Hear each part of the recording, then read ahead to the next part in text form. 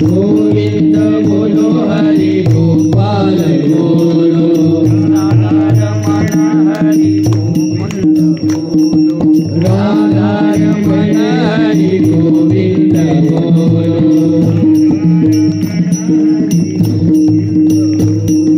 राधा रमण हरि गोविंद बोलो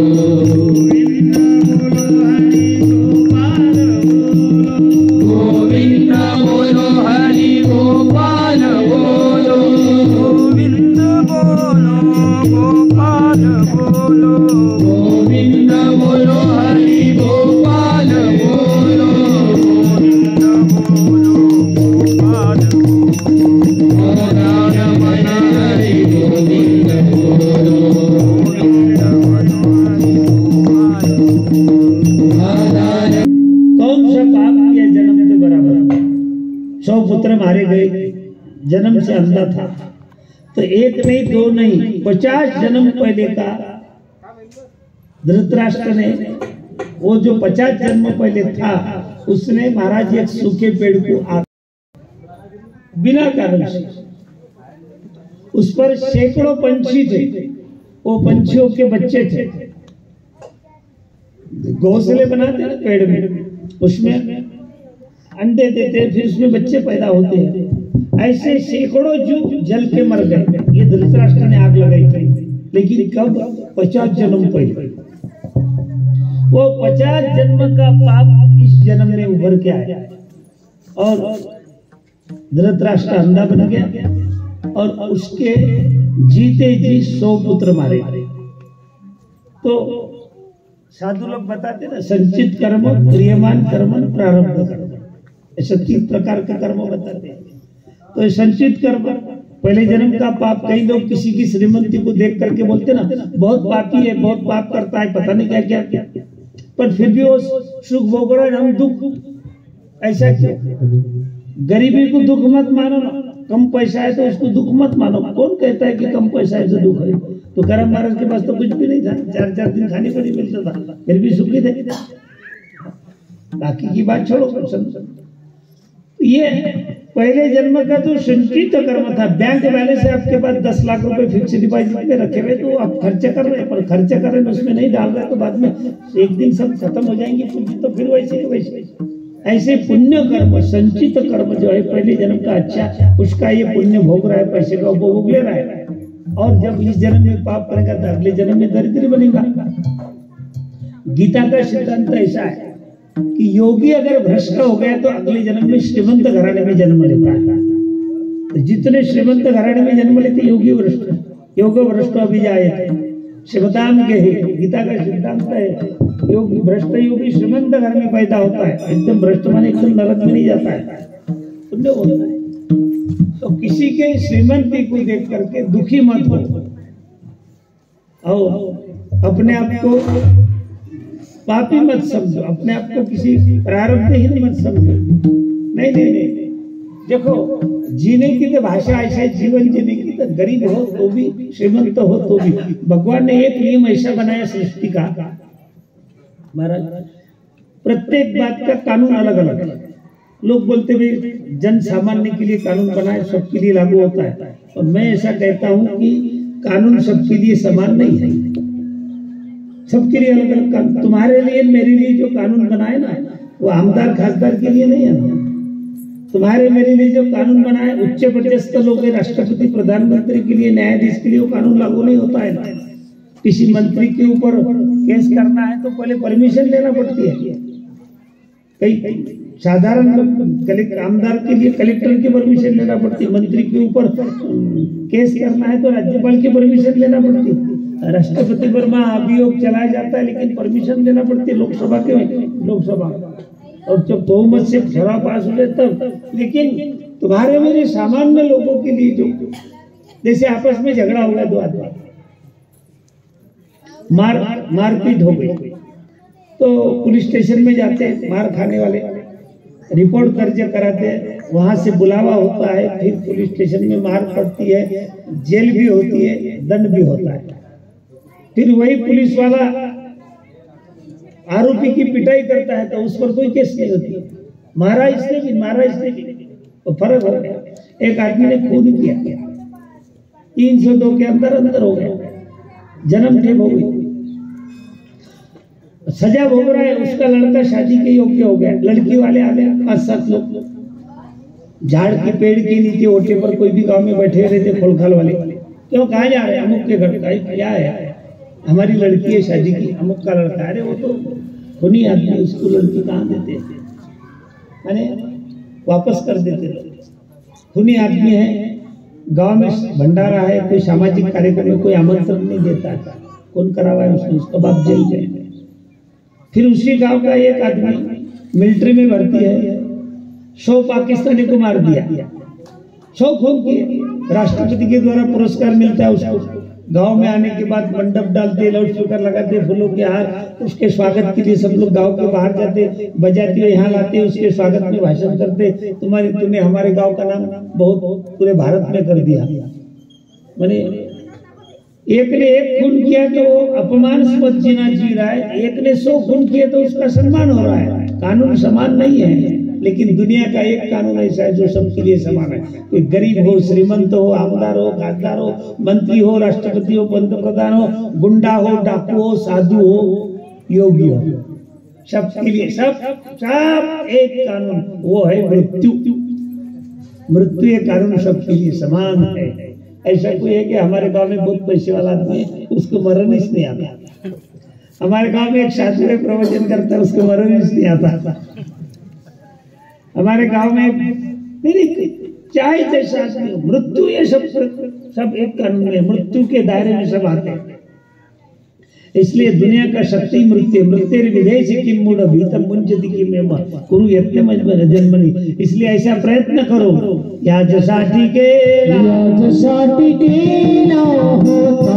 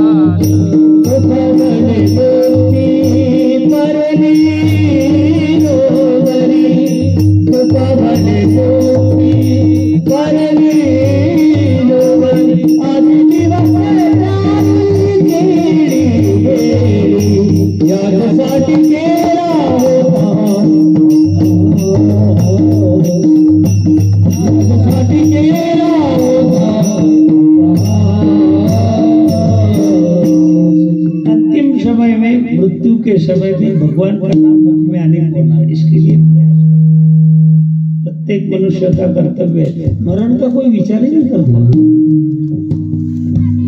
अब मनु भाई 1 साल हो गया,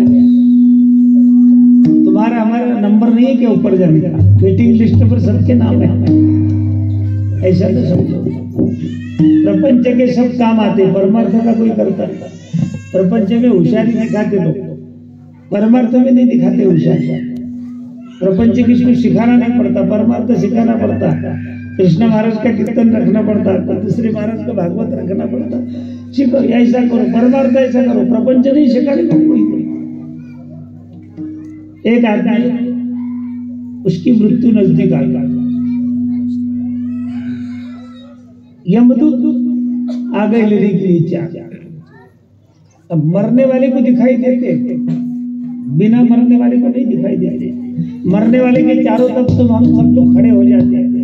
बताओ, किसी का प्राण निकाल करके यमदूत लेके जा रहे, ऐसा कभी किसी ने देखा क्या? नहीं, हार्ट की सर्जरी करने वाले डॉक्टर भी नहीं बता पाते कि अब इसका प्राण लेके जा रहे 4 लोग है कि 2 लोग है। कभी संपूर्ण शरीर की चीरफाड़ होती है, और कभी किसी ने बोला कि प्राण कहाँ रहता है, कौन से आकार का है, जीव किसको बोलते हैं, या मृत्यु के समय में कौन कौन लेने को आया था, कैसे लोग थे दिखने को, नहीं, लेकिन मरने वाले को दिखाई देते। और अभी मैं जहां से प्रवचन करके आया, अभी आज की बात है, पारंबी गांव है कुरा के पास, वहां 13वीं का प्रवचन था। उखरडा है, वहाँ के कुछ मेहमान यहाँ भी निमंत्रित थे, आज आने वाले। मैं जाहिर किया, मैं कहा वागुड़ी जा रहा है, कोई नमस्कार मत करो, तो कोई दक्षिणा देने का प्रयास मत करो, क्योंकि लोग चरण छूते हैं ना कार्यक्रम होने के बाद, घंटा बज जाता है। मैंने कहा वहां जाते बराबर स्टेज पर बैठता है, पानी भी नहीं पीना है वागुड़। तो महाराज वो जो दूत आ गए यमराज के, उसको दिखाई दिए मरने वाले। बोले तुम कौन है? यमराज के दूत है। काय के लिए आए? बोले तुम्हारी आज मृत्यु है। बोले मेरी अकेली? वो यमराज के दूत बोले नहीं तो क्या पूरे गांव को जाना तो अकेले कोई पड़ता है। तो यमराज के दूतों ने बोला 50 आदमी की लिस्ट लेकर के आए मरने वाले। मलकापुर तालुके के, वागुड़ का 1, बड़ौदे के 2, बहापुरी के 3, मलकापुर के 4, उमाड़ी का 1, ऐसे अलग अलग गांव के करके 50 लोगों को 15 दिन में ऊपर लेके जाना है। ये हमारी ड्यूटी है, 4 लोगों की। उसमें नंबर पहला तुम्हारा। मरने वाला बड़ा होशियार था, वागुड़ का ही था, नाम भी बताऊंगा तुम्हें। वसंता शरीर है क्या? यहाँ बैठा हुआ, बोल देना मेरा नाम, उसको ऐसा मारा। फिर बोले ये बड़ा होशियार आदमी 50 रुपए लीटर से पानी बेचता है। बोले भैया मेरी इच्छा है तुमको शरबत पिलाने की। वो यमराज के दूत इतने खुश हो गए, बोले आज तक किसी मरने वाले ने भाव भगत नहीं किया, तुम कर जल्दी करो, बोले देर हो गई, तुम्हारी मृत्यु का टाइम हो गया। तो उसने शरबत तो बनाया महाराज, लेकिन उसमें बेहोशी की दवा डाल दी। जब बेहोशी की दवा डाली तो यमराज के दूत 10 मिनट के लिए बेहोश हो गए। तब तक इसने क्या किया, वो जो लिस्ट बना के लाई थी 50 आदमी की मरने की, वो ले लिया उसके हाथ में, क्योंकि ये बेहोश पेन ले लिया, और सबसे ऊपर इसका नाम था वो काट दिया, और सबसे नीचे लिख दिया नाम। मैंने इसका मतलब क्या होगा? सबसे नीचे नाम लिखने का मतलब क्या? 15 दिन की सहूलियत मिल गई ना मरने की, घेरा घेरी करने के लिए। नहीं, मृत्यु समझ में आती महाराज। अभी मैं असल गांव गया था, एक आदमी की मृत्यु हो गई। वो आदमी ने 91 साल की उम्र महाराज, उसने बोल दिया मेरे सब बच्चों को बुला, मेरे बेटे को बुला, और मेरे से लिख लो किसको कितने पैसे दिए। तो समझ में आ गया ना, 4 आदमी के लिखा दिया उसने। कृष्णा महाराज की तरफ 5 लाख गाड़ी लेने के लिए मेरे पास दिया वो चिट्ठी, अभी बताऊंगा आपको। उसमें से 3 ही देना मेरे को, तो तुमको छोड़ देता महाराज। धमुक को इतने चमुक 4 नाम लिखे महाराज, 5वां नाम लिखने के लिए चला गया। इसका मतलब आदमी की समझ में आता है ना कि कब मरने वाला, और सबको समझ में नहीं आता बोला। कई तो बेहोश हो जाते 8 घंटे 4 घंटे बोले, कई की जबान चली जाती है। 15 दिन की सोच। अब 10 मिनट के बाद इनको होश आ गया यमराज के दूतों को, वो बड़े खुश हो गए। अब वो उसको मरने वाले को बोले अब हम तेरे को नहीं लेके जाते, हम बहुत खुश हो गए तूने शरबत पिलाया था। बोले फिर किसको लेके जाते? बोले सबसे नीचे जिसका नाम है उसको। चतुरातो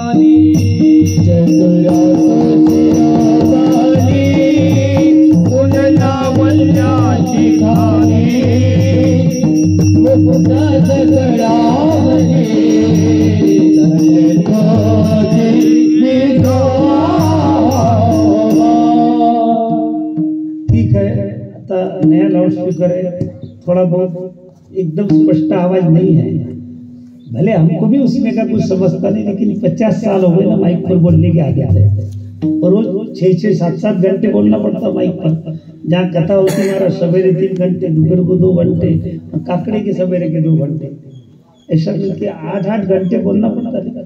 आवाज एकदम स्पष्ट नहीं है, थोड़ा सा बेटा दुरुस्त कर लेना, सीख लेना किसी से, है ना। लाउड स्पीकर बहुत अच्छा है, परंतु उसका जो ये है ना संतुलन सेटिंग क्या जो बोलते हैं, एकदम स्पष्ट आवाज आती है, तो ठीक है, अच्छी बात है। हम भी नर्वस नहीं होते, तुमको भी नर्वस नहीं करते। केली मेरी के वातावरण में कार्यक्रम कर लेंगे, लेकिन आवाज के बिना आनंद नहीं। महाराज को भी पता है, रोज बोलना पड़ता हजारों लोगों में, है ना। कल 4000 लोग थे महाराज का, यही टाइम था बड़ा था। लाउड स्पीकर गजब का था, श्वास चल रही नाक की बोलने वाली की वो भी सुनाई देती। और अपने कार्यक्रम में ऐसे बुरहानपुर का लाउड स्पीकर बोल के गजब का है। ताजुद्दीन महाराज ने 15 मिनट भाषण किया था चांदनी की तारीख के कार्यक्रम के। राम भारती महाराज के आश्रम पर जैसा लाउड स्पीकर आसपास नहीं देखा, ऐसा पैसा सारा खेल तो उसी का है। आखिरी नहीं अच्छी बात है। देखो होशियारी दिखाते हम प्रपंच में, परमार्थ में होशियारी नहीं दिखाती, संतों की संगति करना पड़ती। कृष्णा महाराज जैसे साधु की संगति करना है। संत की संगति जीवन में बहुत जरूरी है। बिना साधु के संगति की बिना संताचे संगति मनोमार्ग गती आकडावा श्रीपती साधु बोधो झाला खेला। और मनुष्य के जीवन में अगर संत नहीं आता ना तो उसका जीवन दुखी हो जाता है। इसलिए कारण संत हमेशा हितोपदेश करते हैं, सदुपदेश करते हैं, अच्छे मार्ग पर चलने के लिए बोलते, कल्याण का मार्ग बताते और सकारात्मक विचार देते हैं। तुम्हारे पास हमेशा नकारात्मक विचार है इसलिए तुम दुखी है। हा असा खराब तो राम भारती तसा खराब। तो कृष्णा महाराज पैसे घेते, राम भारती पैसे दूर पडते। लाउड स्पीकरवाला तसा आणि वाजन आले तर त्याची पेक्षा घुसायला 3 घंटे गप्पा, 3 घंटे झाले आपल्याला काय करायचं मग आज लोक काय करें। ये नकारात्मक विचार से भरे पड़े। दिन भर वही आपका दिन अच्छा क्यों नहीं जाता, आपके विचार खराब है। सुंदर विचार कभी से नहीं करते। क्या सुंदर कीर्तन करते, कीर्तन का प्रति इंद्री कर, ये भावना रखो ना। किसी दुश्मन के प्रति भी अच्छी भावना रखो ना, जीवन अच्छा जाएगा, तुम सुखी बनोगे, तुम्हारा जीवन आनंदमय जाएगा। इतनी दरिद्रता में 2 दिन भूखे रहेंगे तो भी तुम्हारे चेहरे पर खुशी दिखाई देगी। काजू बादाम खाने वाले भी रोते ना, उनके चेहरे पर हमेशा 12 बजे भी दिखते, ये कभी बचता नहीं। ईमानदारी की बात, सब दुखी। देखो वही प्रपंच, वही पत्नी, वही बच्चे, सब ठीक है, और संत की संगति बहुत जरूरी इसी के लिए, कारण विचार बदल जाते हैं, सुविचार आ जाते हैं। इसलिए संत जीवन में आना बहुत जरूरी है। और जिसके जीवन में संत आ जाए, धन्याचि दिन संत दर्शना, धन्याचि दिन संत दर्शना, धन्याचि दिन संत दर्शना,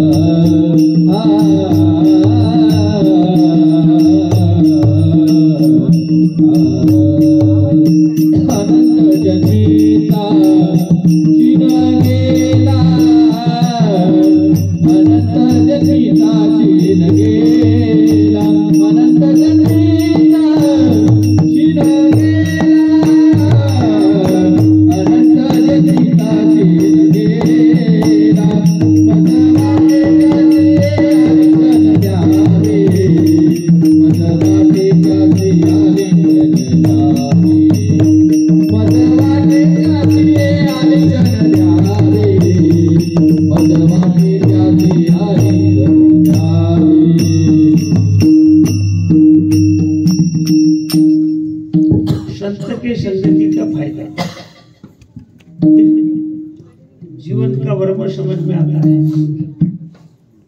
शास्त्र भी कहते, हरिपाठ कहता है, कई कीर्तनकार प्रवचनकार समझाते कि भाई संसार में रहो, संसार करो, लेकिन परमार्थ भी करो।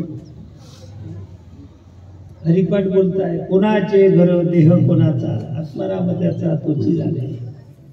हरिपाठ वाले उनका हो जाता। कीर्तनकार महाराज बता रहे, वो कीर्तनकार यानी भागवत वाले बताएंगे, भागवत में रामायण वाले बताए, तो जनता सुनने को तैयार नहीं। कौन सा बड़े से बड़ा कीर्तनकार लाओ, बड़े से बड़ा साधु लाओ, तपस्वी लाओ, कौन सा शास्त्र हरिपाठ से लेकर गीता से लेकर भागवत रामायण वेद उपनिषद काय किसी को मानने को तैयार नहीं है। और महाराज एक ताकतवर आदमी ऐसा आ गया, सारी दुनिया को मनन किया।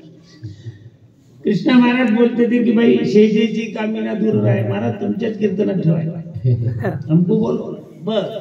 राम कार्तिक बोलता है कि भाई हरिपाठ का कोणाचे घर दे, महाराज तुम्हारे पास रखो, ठीक है।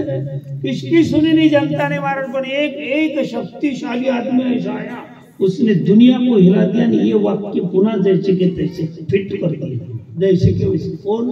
उसका नाम तुम्हारा सबका परिचित कोरोना। जैसा आ गया बेचारा, उन्होंने हमारे साधु लोगों का बहुत सोफा कर दिया। कहा हो गया कोरोना, कहाँ का आदमी वागोड़ का, भेजो वागोड़। 3 लड़के पत्नी है, दवाखाने में अकेले लड़का जाता है। जब साथ में गया तो उसको भी पास में दूर से बात करो, और फिर जैसे घर का तो कुछ लेके नहीं गए साथ में, एक बेटा ना दूसरा, कोई परिवार वाला नहीं, सोयरा दायरा नहीं, कोई वस्तु। और वहां जाने के बाद जैसे मर गया तो वहां के वहीं दफनाने की व्यवस्था, गांव में नहीं लाए मुर्दे, बहुत कम लोग लाए। वह इजाजत नहीं देती सरकार, गवर्नमेंट परमिशन, वहीं जला डालो। और मुखाग्नि देने वाला लड़का मोबाइल पर अभी भी है ना, लोगों को इतना दूर से फेंक देता बस। और जब वो जल के राख, तो वो राख को पूर्णा का पानी नसीब नहीं, गंगा नर्मदा का कहाँ, वहीं सैनिटाइजर से पतली करके गड्ढा खोल के जेसीबी से वो राख भी डाल दिया। पत्नी घर, जो पत्नी का धर्म है पति मरने के बाद उसके अर्थी पर नमस्कार करना, ये तो घर कुछ वागोड़ में रो रही ना। शेजेची कामिना अब सार्थ हो गया, कोरोना ने बता दिया है वो शास्त्र। कोणाचे घर देह कोणाचा, आत्माराम त्याचा तोची जाणे। पोस्टमार्टम की केस मकान के अंदर नहीं लेके जाते, नीलाते नहीं, एक वागुड़ में नीलाते क्या? जिसकी चिरफाड़ होती है शरीर को, मकान के अंदर ले जाते। 5 मिनट के लिए 50 लाख का मकान बनाया, बोले महाराज, मतलब भाऊ तेरे नसीब में उसमें मरने के बाद रहने की इजाजत ये समाज देता नहीं। क्या बोल रहे? बोले महाराज योगायोग से एक्सीडेंट हो गया, पोस्टमार्टम हो गया, घर के लोग रोएंगे, इसलिए बोला ठीक है सवेरे घर को आएंगे, और लोगों बाकी के लोगों को बोला तैयारी करो, ते 2:30 बजे बराबर 5 मिनट पहले प्रेत गांव में लाते, मकान के सामने रखते, अंदर नहीं। कौन ले गया पोस्टमार्टम की केस अंदर, बोलो ना। अभी कल खामगांव में मेरा कार्यक्रम था, 4000 लोग थे सुनने में। एक करोड़पति आदमी था, बोले महाराज 50 लाख का बंगला बनाया, चलो देखने को। चलो, बड़े अभिमान के साथ दिखाया। 5 लाख रुपए एक बाथरूम को लगाया।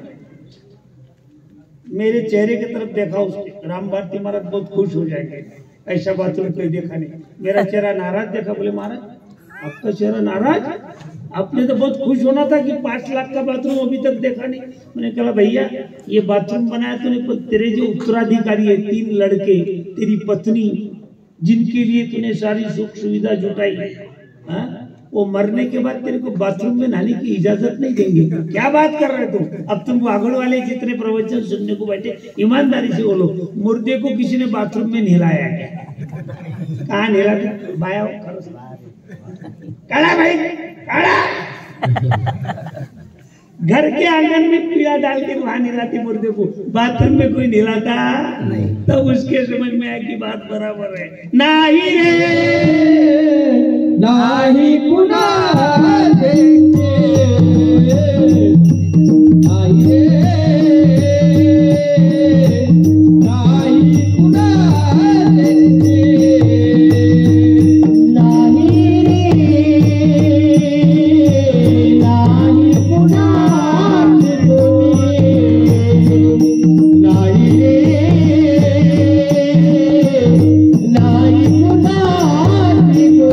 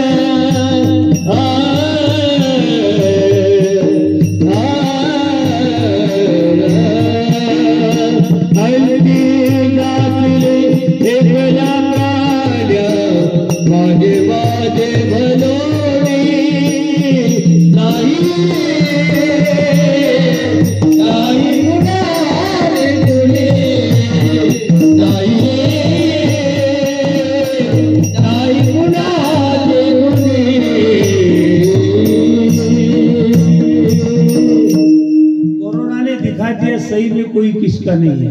तेजी जी का घर में रही पाई, रोने को नहीं गई। और महाराज यहाँ तक देखा गया जिसके घर में कोई मौत हो गई ना, उसके घर को लोग बैठने को नहीं हुए। एक गांव में से घर वाली मर गई थी एक आदमी की, तो मेरा उसका बहुत प्रेम का संबंध था, तो 15 दिन के बाद मैं गया, हिम्मत करके गया, कोरोना तो था ही जबरदस्त। तो जाते बराबर उसने लोगों को गाला देना था, साले बोले ये आदमी नहीं आया मेरे घर को, बोले ये नहीं आया, बोले तो क्या लोग मरेंगे? कोई किसके घर को मर गया तो बैठने को नहीं गए, मिलने को नहीं गए, खाना देने को नहीं कोई, बस 4 जाकी रेगड़ी पर उठा के क्या परिस्थिति दिखा दिया कोरोना ने। सही में कोई हरिपाठ की नहीं मानी, कोरोना की मानी, कोई कीर्तनकार की नहीं मानी, कोरोना की मानी, कोई साधु की नहीं मानी, शास्त्र की नहीं, कोरोना की मानना ही पड़ी सबको, कोई किसका नहीं। बस अकेले आओ, अकेले जाओ। एक आदमी को कोरोना हो गया, तुम्हारे गांव वाले का आतशबाजी है, बोले महाराज 15 फीट दूर से वो खाने का डब्बा लाता था तो तार में अटकाता था, मैं ऐसा खींचता था, बोले डब्बा। अरे जिस बेटे के लिए कमाई किया, मकान बनाए, बिल्डिंग बनाई, फिक्स डिपॉजिट किए, वो बेटा भी मरने से डरा तो 15 फुट दूर से तेरा डब्बा, और वो डब्बा धो धा के धूप में रखना पड़ता था पूरे दिन भर, तब वो लड़का लेके जाता था घर को। मैंने कहा अब तो मान लिया ना हरिपाठ की, नहीं सर नहीं, मत मानो साधु का है। और शास्त्र जो बताते महाराज, साधु संत बताते, तुम्हारे हित की तो बात बताते ना कि माँ बाप सबको प्रेम करो, भाई पर प्रेम करो, परिवार पर प्रेम करो, अपने खुद पर भी तो प्रेम करो ना। ऐसा है। अब संसार में नाता माता का श्रेष्ठ है, शास्त्र भी बोलते हैं, वेद भी बोलते हैं, आई थोर तुझे उपकार, मातृदेवो भव, पितृदेवो भव, आचार्य देवो भव। थोड़े मेरे विचार अलग है महाराज, इसके थोड़े से अलग है। ठीक है, आपको बुरा लगेगा, मेरा इलाज नहीं। मैंने पहले बोला था खामगांव के कार्यक्रम में 80% लोग मेरे भाषण से नाराज हो जाएंगे, मेरा भाषण रखो मत। नहीं बोले, लोग बोलना ही पड़ता, उनका 80% नाराजी अभी से लिख लो। ऐसे आज भी बोलते हैं कि भाई तुम नाराज होंगे पर मेरा इलाज नहीं। संतों ने बोला है, मान्य है, शास्त्र ने बोला कि आई थोर तुझे उपकार, पर मैं तुमको पूछता बाप के उपकार नहीं क्या? नहीं, बाप की भी उपकार उतनी है जितने माँ के। भाई तुम नाराज मत हो, तुम्हारी भी बाजू लेके बोलूंगा, पहले इनका पक्ष रखने दो मेरे को। तुम्हारे बारे में तो बहुत कुछ है मेरे पास बच रहे। नहीं, पहले तुम्हारी बाजू। आई माझी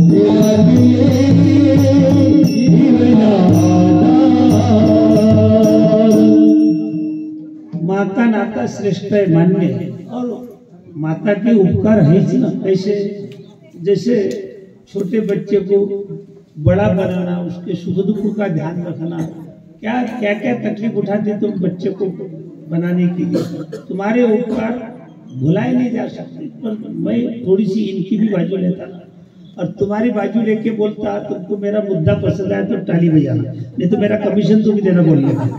और तुम्हारा बिन पैसे का वकील बना के मैं तुम्हारी केस लड़वाए कोर्ट में, तुमसे बाप इस नाते।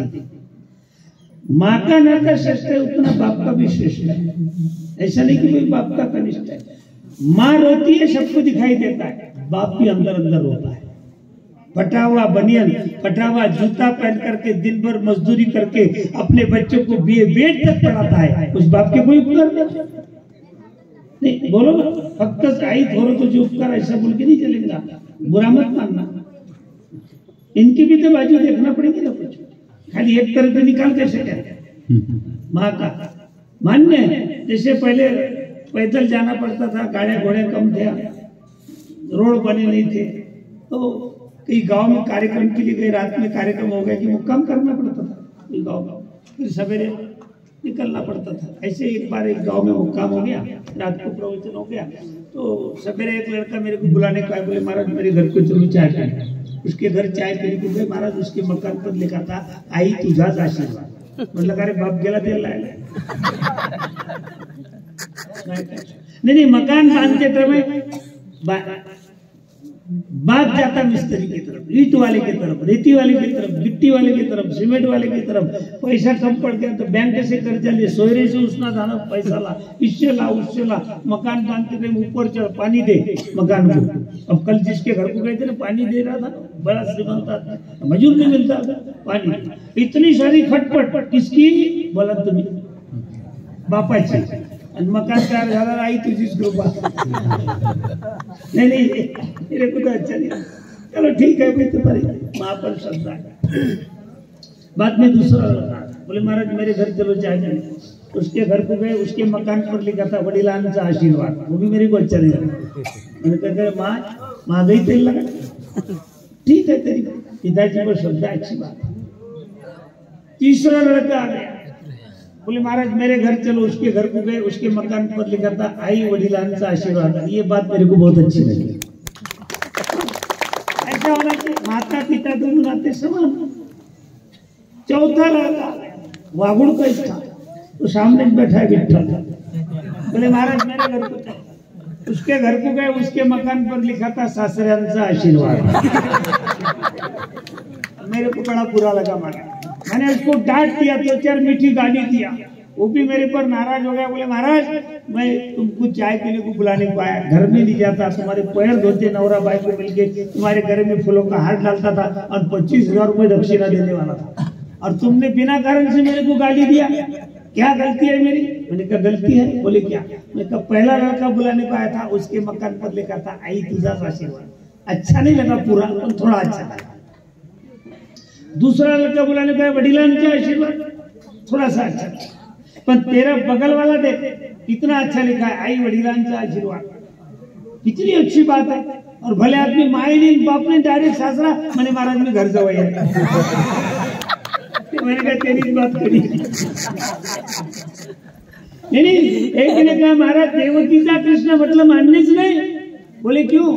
मैंने कहा देवकी अपने भाई कंस के जेल रूपी मकान में सुरक्षित बैठी है, परंतु बाप तुम जितने लोग बैठे हैं, तुम्हारा वकील बन के बोल रहा हूँ, बाप वसुदेव रात के 12 बजे धुआंधार बारिश में, अंधेरी रात में, यमुना के गले इतने पूर्व में अपनी प्राण की परवाह किए बिना अपने बच्चों को सुरक्षित जगह पर रख के आ गया। वो बाप की कोई कीमत नहीं तुमको, ताली से बजाओ। ताली नहीं बजाएगी, मेरे को बोलते नहीं आता, आदत थोड़ी खराब पड़ी।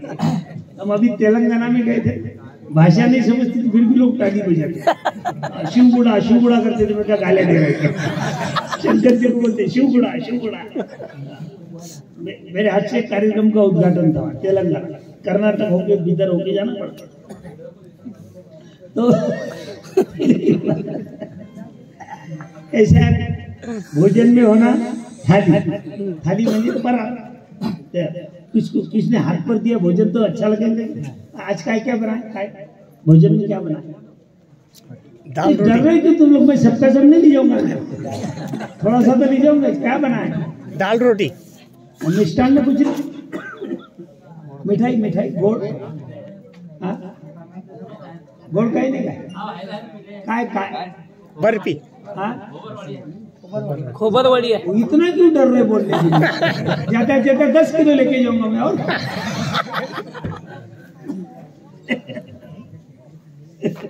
ईमानदारी की बात नहीं, मैं क्या बोलने जा रहा था,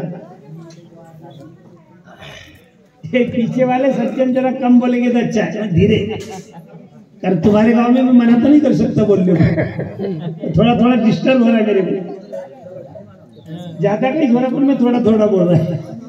ए भैया चल उनको समझा दे थोड़ा आवाज कम करो।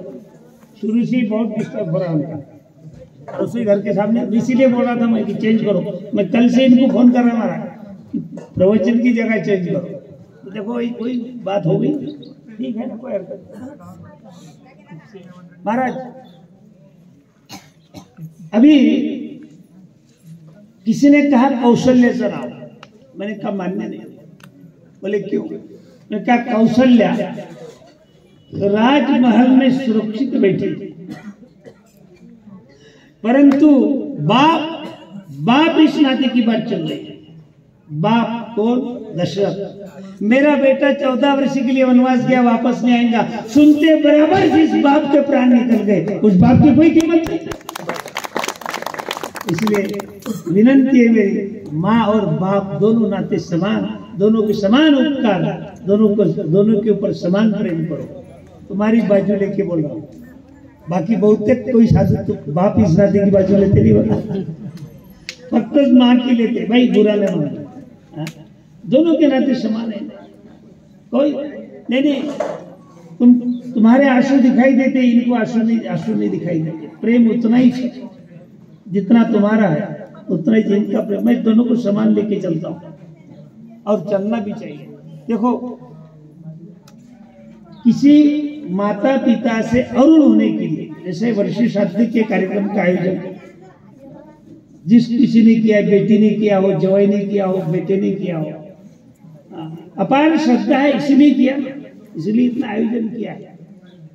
ऐसा सभी ने करना चाहिए और इसके पीछे का उद्देश्य बोलता है, ये कोई अंधश्रद्धा नहीं, पैसे का देखावा नहीं। हमारे यहाँ मृतक व्यक्ति के जैसे जो आदमी मर जाता है, कई लोग बोलते महाराज जी अंधश्रद्धा है, तो मुर्दे को लगने के बाद बाया बांगड़ा फोड़ते कि नहीं? यहाँ फोड़ते कि नहीं? है ना, परिसर अलग अलग गांव के बाया होंगे तो मेहमान फोड़ते हैं ना बांगड़ा, नहीं? हाँ। महाराज एक ने कहा, बोले महाराज ये अंधश्रद्धा है, बांगड़ा नहीं फोड़ने को, कारण समाज का बहुत नुकसान होता है। एक बाई को बांगड़ा भरने को कितने पैसे लगते हैं? भराइस नहीं के किसी तुम्हारे यहाँ भरतेस नहीं बांगड़े, ऐसे भेज देता जरूर। ये कितना रुपया लगता है? 50 रुपया, 50। अब तक कोई आदमी मर गया, तुमने बांगड़ा फोड़ दिया, फिर 2 दिन के बाद और कोई संदेश आ गया मरने का, फिर बांगड़ा फूट गया, और कदाचित एक हफ्ते में ऐसे 3 केस हो गए। कितना रुपया गया? 150 पकड़ो, है ना। मगर एक आदमी ने बोला, बोले महाराज कम से कम 50 बाया मुद्दे के पास रहते हैं, तो सबसे बांगड़ा फोड़ना पड़ता है। फिर समाज का कितना बड़ा नुकसान होता था, इस पर तुम बोलते जाओ। मैंने बोल दिया, मना कर दिया, मैंने कहा मैं नहीं बोलूंगा, मैं उलट बोलूंगा, बांगड़ा फोड़ूंगा। तो वो नाराज हो गए मेरे पर, बोले महाराज का दिमाग फिर गया। मैंने कहा फिरा हुआ है ना, इसलिए तो साधु हो गए। तो बोले कैसे, हमको बताओ। मैंने कहा बांगड़ा फोड़ना अंधश्रद्धा नहीं, गौड़ श्रद्धा है। विज्ञान साइंस को लेकर के चलेंगे। अब मरने वाला व्यक्ति करीबन कोई ना कोई बीमारी से मरता है। वो आदमी भले मर जाए, पर उस मृतक आदमी के शरीर पर रोगों के सूक्ष्म कीटाणु जीवित रहते हैं। और मरने वाले की जो पत्नी होती है, अथवा कोई लड़की होती है, अथवा बहन होती है, अति प्रेम के कारण ये 3 नाते उस मुर्दे को आलिंगन देके रोते हैं। चेहरे पर से हाथ घुमाएंगे, शरीर पर से अति प्रेम के कारण। ये स्त्रियां ही करती है, पुरुष नहीं करते ऐसे। मुर्दे के पास अधिक देर तक स्त्रियों को रहने का प्रसंग आता है। अधिक देर तक मुर्दे के संपर्क में आने से मुर्दे के शरीर पर के रोगों के सूक्ष्म कीटाणु और स्त्री के शरीर पर भी प्रवेश करते हैं। और स्नान करने के बाद, मुर्दे की विल्हेवाट लगाने के बाद, दाह संस्कार करने के बाद स्नान करके भले आप पवित्र हो जाओ। स्त्रियां भी स्नान करती, और स्नान के पहले बांगड़ा फोड़ के फेंक देती है। उसका कारण ऐसा है कि वो जो कीटाणु है, वो कीटाणु को सबसे सुरक्षित जगह जीवित रहने की बाई के शरीर हाथ में की बांगड़ी। अगर वो बांगड़ी फोड़ के फेंक के नहीं दिया तो कालांतर से वो स्त्री को भी वो रोग हो सकता है। वो नहीं होने को ना, इसलिए हमारे पूर्वज भले अंते बहादुर थे, बड़े वैज्ञानिक थे, इसलिए मरे हुए मुर्दे को स्पर्श करने के बाद कांच का बांगड़ा फोड़ के फेंक देने की व्यवस्था हिंदू समाज में, उसके पीछे कोई अंधश्रद्धा नहीं। तो महाराज तत्काल कृष्णा महाराज उठ के खड़े हो गए और बोले महाराज गलत, हमको नहीं जच रही ये बात तुम्हारी। तो मैंने कहा महाराज दूसरी बाजू समझा देता है, इसी अपन विज्ञान का सहारा लेंगे। आपके गांव में मलेरिया का डॉक्टर आता है, घर घर फिरता है, घूमता है, पूछता है कोई बीमार है क्या, कोई बीमार है क्या। और बीमार व्यक्ति जब सामने आता है तो उसकी अनामिका नाम की जो उंगली है उसमें सुई चबा करके उसमें के 2-4 रक्त की बूंद निकालता है, मान्य है ना आपको। और वो रक्त की बूंद प्लास्टिक के पिशवी में रखता है, तांबे के भांडे में रखता है।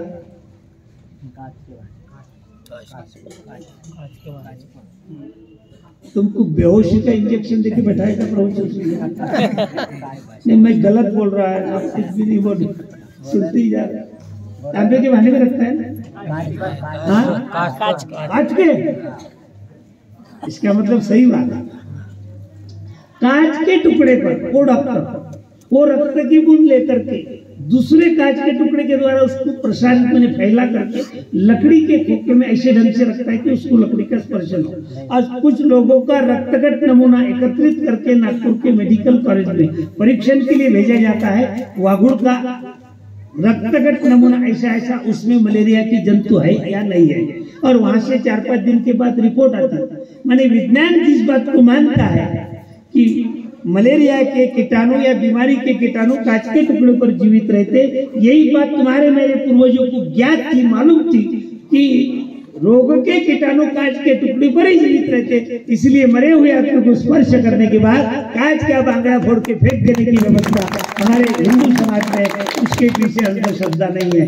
और इसी प्रकार से हमारा प्रत्येक विधि के पीछे। अभी एक बात आपको कहे बिना नहीं रहता, इच्छा जो भी बोलने की, ठीक है आवाज ठीक जैसा भी है, आवाज बैठाने वाला लाउड स्पीकर है, पर आज उद्घाटन है, चला पहला दिवस है, सुनवारी की गलती भी सासू कबूल कर लेती है, पर 2 दिवसानं नाही बरं।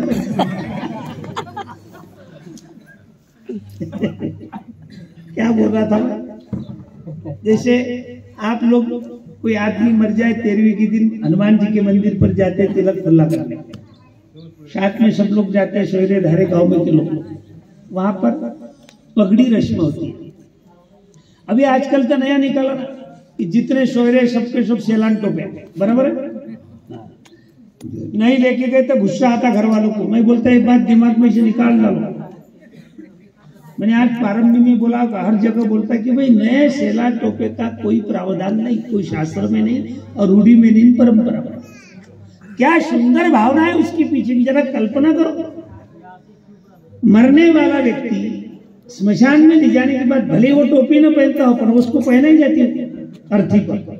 पहले फेंटा था, फेंटा वो गए तो टोपी आ गई, अब नई टोपी पहनते फिर भी पहना ही जाते।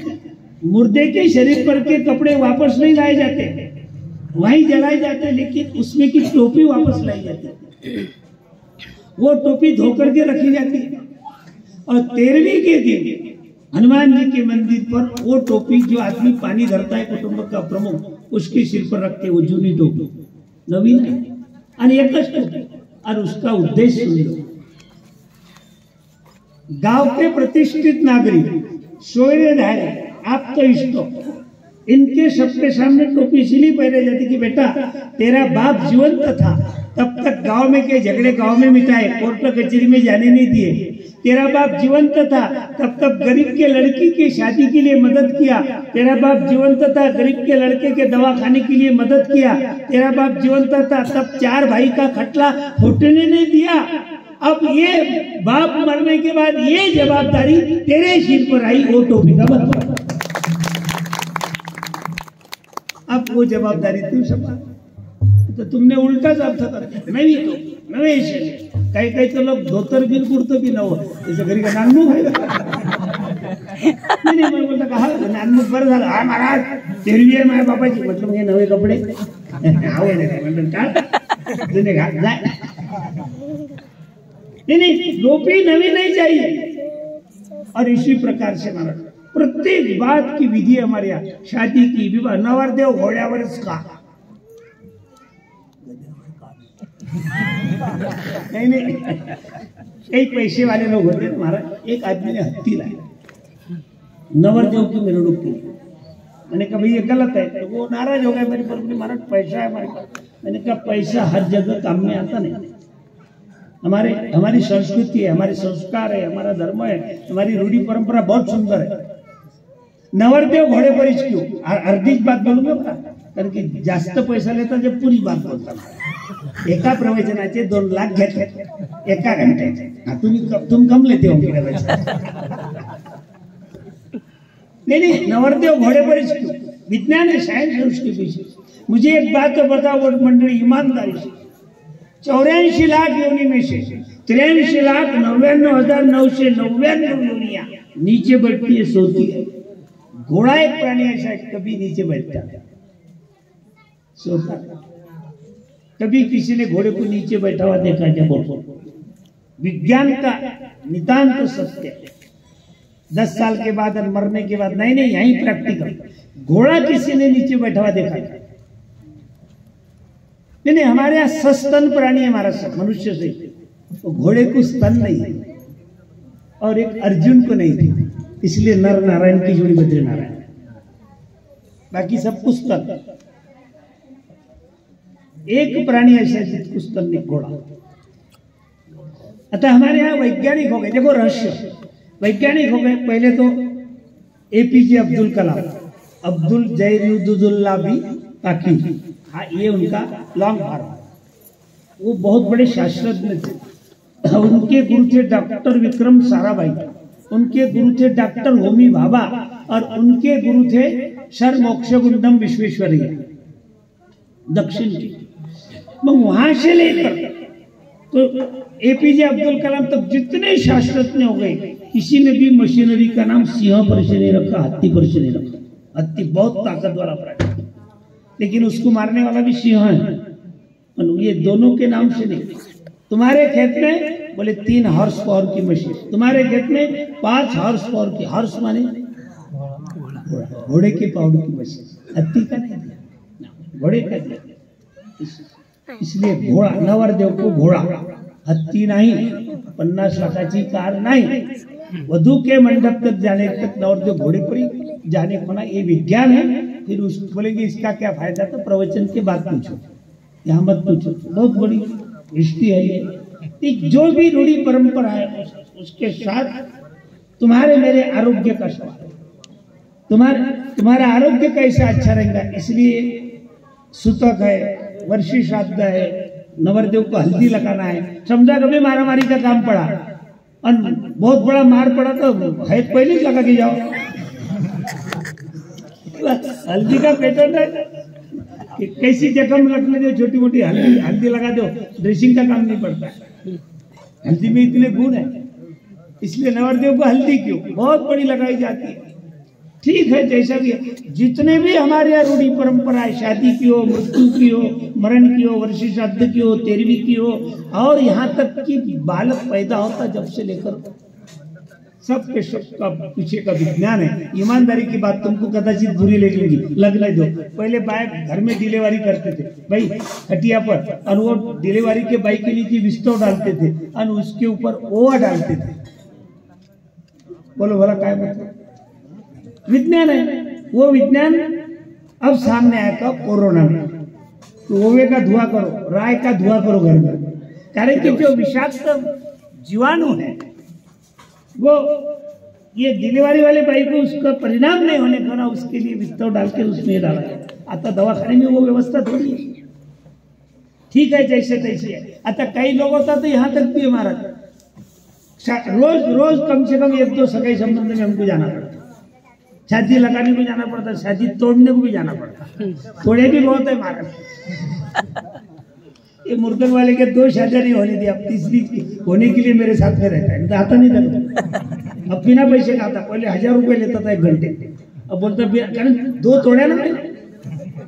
काही बाया, काही मानसो, काही लड़के, आज महाराज को क्या करना है शादी का, काय को किसके संबंध में जाते, काय को बात करते, काय को भाई पकड़े साधु लोगों की व्यवस्था है।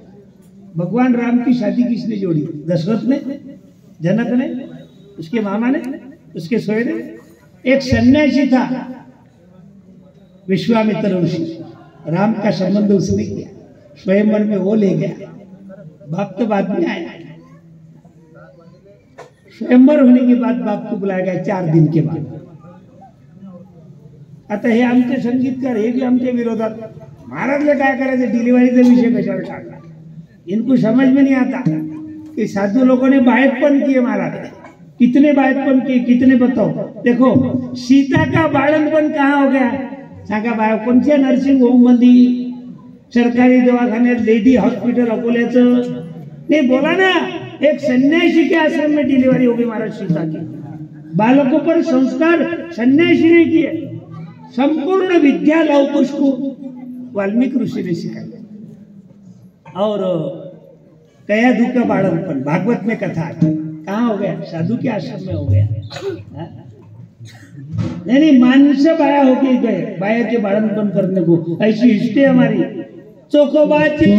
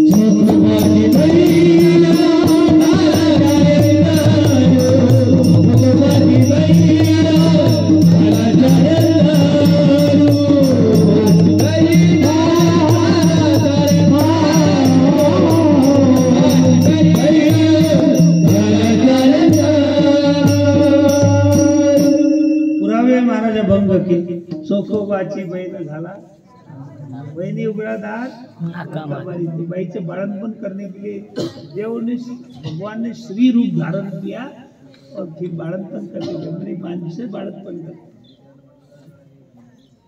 राम के पुत्रों की पत्नी सीता की बाळणपण साधु ने किया, आश्रम में किया। भक्त प्रहलाद साधु के आश्रम में, उसके मां की डिलीवरी हो गई, संस्कार हो गए। ये संस्कार बड़ी अच्छी बात है, गर्भाधान संस्कार बात। गर्भ में जब शिशु होता है उस समय माता पिता अगर भगवान के नाम का जब करे तो भगवत भक्त निकलता है, नहीं तो मग है जाता। एक 2 बाय आपस में बातें कर रहे, बाई तुले किती पोरं म्हणे 8, तुले म्हणे 2, तू 8 काय, तुझे 2 काय करतात, एक वकील आणि एक डॉक्टर आहे, तू 8 काय करतात म्हणे 6 सेंट्रल जेल मध्ये आहे आणि 2चे पीछे पकड वारंट आहे।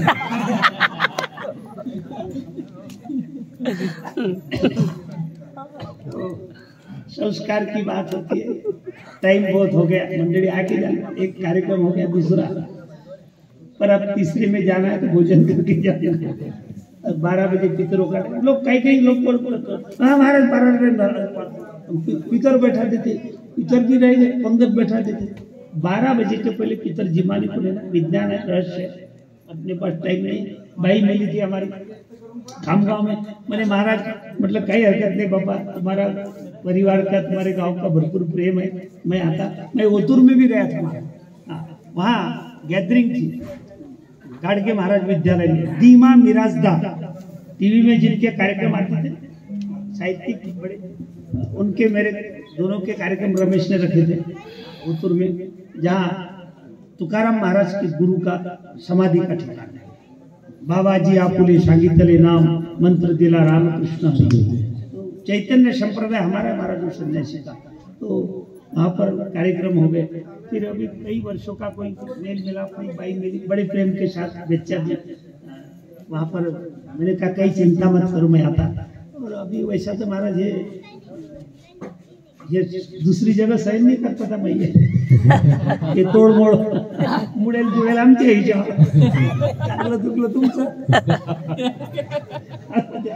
नया लाउडस्पीकर नया मंडप इसलिए मैंने क्या चलो नहीं तो बिना लाउडस्पीकर का लेकिन होना तो अच्छा होना मार अपने चटनी भाकर खाई चले बिना तेलाची चटनी पण हाँ मैं करके दिखाऊं मैं एक दिन फुर्सत में पर बुलाते देने कृष्णा महाराज पारस कंजूस महाराज जी आ गया मेरे हाथ से बना बहुत कुछ है बोलने के लिए अभी इतना ही सही मुझे भी जाना है कई कार्यक्रम है कल भी 2 कार्यक्रम है कल हमारा 2 प्रवचन 3 प्रवचन 2 एखादा जिस दिन नहीं रहा उस दिन आश्रम के काम 6 महीने के तारखा बुकिंग है राम कथा अगले 6 महीने का और 2025 साल की राम कथा ऋषिकेश की बुक है आज भी फोन आया था महाराज ध्यान रखना 2025 साल ये 24 लगेगा 24 पूर्ण हो के 25 और उसकी तारीख मई महीने की मैंने 1.5 साल के बाद की तारीख ऋषिकेश की बुकिंग है 4000 लोग इधर से जा रहे हैं क्या करूं इतना समय सोता इसलिए आगे आने वाले मैंने 2024 साल का मार्च महीने 12 तारीख को एक 11 वर्ष के बच्चे की कथा रखी अपन ने चांगे फल के आश्रम 11 वर्ष का बच्चा और 19 तारीख को उसका भंडारा 100 पोते का जास्त नहीं उस दिन हरिभक्त प्राण कृष्णा महाराज का काले का कीर्तन है ताली बजाएगा बाकी और भी कीर्तन है प्रवचन है सब सत्संग है बाकी क्या था काय गोठ है ते है ते 14 तारीख और 14 को मेरे रोहना में मेरा कार्यक्रम है तो अपना कार्यक्रम भी करके मेरे को तो वहां जाना पड़ेगा क्या है संभालने वाले आप भी है तो इस प्रकार से मैं आप सबको आमंत्रित करता हूँ आइए प्रसाद का लाभ मंदिर का दर्शन करो और एक दिव्य शिवलिंग है शास्त्रोक्त पद्धति शिव महापुराण में जैसा लिखा है कि मधु वाता वृता ते मधुक्षरंते सिंधु ऋग्वेद का मंत्र है महाराज मधु माने शहद शहद के रंग का शिवलिंग वो बकावा शनावत के आगे 35 किलोमीटर नर्मदा किनारे वहां से नदी में से पत्थर निकाल के और मशीन में बराबर करके वो शिव पुराण में जैसा लिखा है उसके अनुसार उस शिवलिंग की स्थापना हुई है उसका दर्शन का लाभ हो जाएगा आपको और खरोखर के महाराज अभिमंत्रित किए हुए रुद्राक्ष अभिषेक और शिव जी के ऊपर रात्र भर और दिन भर रखे हुए उसकी ऊर्जा जिसमें प्राप्त ऐसे रुद्राक्ष है हमारे पास पर फुकट में देता नहीं जो बात बोलना है स्पष्ट बोलना पड़ेगी कारण महाराज वो मोबाइल में रिकॉर्डिंग कर रहे हैं तो कहीं मेरा शब्द गलत ना निकल जाए इसलिए मैं पहले से डरा हुआ हूँ क्योंकि अपने मुंह से गलत फुकट देता का महाराज आपलेच आहे हाँ आपले आहे पण तो पेट्रोल पंप वाला आपला नाही आता म्हटलं कृष्णा महाराज आपण शेजारी काही घेऊ नका पाकिट महाराज पाकिट शिवाय जमत नाही बड़ा पाकिट की ऐसी आदत लगी हमारे साधु लोगों एक बार याद आ गई गोली देता भाई वाघुड़ के 4-5 लोग आ गए तो वसंता सनील से ये 4-5 लोग जिनके नाम पूरे नाम 2-3 दिन बोले रहे यहीं रहेंगे महाराज सेवा करेंगे अब उन्होंने देखा मैं दिन में भी सोता नहीं था रात में ही सोता नहीं तो 2-3 दिन के बाद उनको चिंता हो गई तो ये लोग बोलने लगे वागुड़ के महाराज हमारी इच्छा है तुम सोएंगे तुम्हारा स्वास्थ्य अच्छा रहेगा तुमको रोज 8 घंटे प्रवचन करना पड़ता तो अच्छी तबीयत रहेंगी तो प्रवचन कर पाएंगे अब सोएंगे नहीं तो तबीयत बिगड़ जाएंगी जल्दी मर जाएंगे ना तुम ज्यादा दिन रहने को ना क्या करना पड़ता बोलो मैंने बोला तुम्हारी इच्छा है बोले हाँ उनका करो लाओ एक पाकिट महाराज एक आश्रम पाकिट रही जुना पाकिट लिया एक रद्दी पेपर लिया उसकी घड़ी दिया पेपर की वो उसमें रख दिया वो पाकिट पैकिंग किया आणि एक सड़ेल नारे अच्छा नारे साधू को देतेच नाही पाण्याचं आणि आता आम्ही असे पक्के हो गए की पाणी वाजलं नाही की 20 रुपये दे म्हणतो हा नारळाच्या बदले 20 रुपये नारळ बदले काय आता काही इलाज नाही ना ते सड़ेल नारळ वसंता को बोला लगाओ कुकू लगाओ मैंने महाराज तुम्हारा प्रवचन नहीं राम कथा नहीं कहीं नहीं कुकू काई किए तू लगा तो सही और उसने कुकू लगाया मतलब ये रद्दी से पाकिट नाराज दे और उसने पाकिट दिया हमारे हाथ में जो सो गए कि आज उठ के आ गया ऐसी पाकिट लेने की आदत पड़ी है साधु लोगों को 2 पाकिट 3 पाकिट की बिना नींद नहीं आती विनोदाचा भाग ठीक है, आपका प्रेम है, बना रहे। भगवान के पास में सबके लिए प्रार्थना करता हूँ, वाहुड़ वालों के लिए कि भगवान इनको सुखी रखो, इनका कल्याण करो और इनको भरपूर आयुष्य दो, सदा सुखी रहो, ऐसा प्रेम बना रहे। पुनः एक बार 19/3 मार्च महीने की 19 तारीख को उनको सबको आमंत्रित करता हूँ भोजन के लिए, प्रसाद के लिए। और जिसको मुक्काम से आना है अपना बिस्तारा लेके आओ, गर्मी नहीं ठंडी नहीं, मंडप में सो सकते, भोजन की व्यवस्था है, फिर स्नान के लिए पानी है, रहने के लिए मंडप है, सुनने के लिए कथा है। एक 11 वर्ष का बच्चा ऐसी कथा करता, देखने के लिए फिर रोज के कीर्तन वगैरह ये सब आमंत्रित करता हुआ खूब से परिवार ने मेरे को बुलाया, उनको धन्यवाद। विशेष करके बेटी ने अपना फर्ज निभाया। बहुत एक लड़कियां इसमें इंटरेस्ट नहीं लेती, पर तूने दिया बाबा, तेरे को बहुत बहुत धन्यवाद। जुग जुग जियो, फलो फलो, ऐसा आशीर्वाद देता हूँ। और आशीर्वाद के सिवा हमारे क्या है, इतना प्रेम है, समझो माँ बाप भाई परिवार पर कि भाई इनके कार्य होने बना। इसलिए खरोखर ऐसा प्रेम सबने माता पिता के साथ करना, परिवार के साथ करना। प्रेम की सिवाय दुनिया में कुछ भी नहीं, मंडळी कुछ भी नहीं। सर्व सोपं आहे, प्रेमच कठीण आहे, सगळं सोपं। माय बाप के साथ परिवार के साथ प्रेम करना फार कठिन है, करके देखो। नहीं तो आजकल देखो इसमें गूंगे सब लोग, मोबाइल 2 साल की लड़की है लड़का है तो भी जब मुंह डाल दिया तो 2 घंटे ऊपर ही करते हैं। इसमें पागल हो गए लोग मोबाइल में। अरे तो क्या करेंगे बाबा, ये मोबाइल ने कितनी आत्महत्या करने को लगा। ईमानदारी से बोलता तुमको, ये 15 दिन के अंदर माँ बाप को अकेले जवान लड़के अविवाहित ये मोबाइल इसके लिए आत्महत्या किया। कारण इसमें कोई गेम है, मेरे को तो समझता नहीं है, मेरा बाबा आदम के जमाने का फोन है। लेकिन तुम्हारे पास जो फोन है उसमें ऐसा गेम खेलते लड़के कि उसमें 40-50 हजार रुपए पहले जीत लेते, जीतने के बाद उनको लालच सुट दिए, फिर माँ बाप के चोरी से उसने पैसे लेते, ब्याज से लेते। 40 हजार की भैंस लेंगे, 30 हजार में बेचेंगे, कर्जा निकाल के 15-20 लाख कर्जा होगा कि डायरेक्ट आत्महत्या, मर गए। कितने नाम बोलो, नाम बोल सकता मैं। यही जिले की बात बोलता, जिले की बात में की बात ऐसा प्रश्न। तो इतने भी मोबाइल के हार में मत जाओ ना, उसका उपयोग करो, पर जीवंत रहने के लिए करो ना, मरने के लिए क्यों उसका उपयोग करते हैं। इसलिए अपने बच्चे के लड़कियों के मोबाइल तपासो, उनको कम प्रयोग करने को लगा। ये बहुत कितने लोग मर जाएंगे, कितने लोगों के आत्मा। और जो गेम खेलने को लगा रहे उनके बाद में फोन डिलीट, बाद में उनको फोन नहीं लगता हमारा।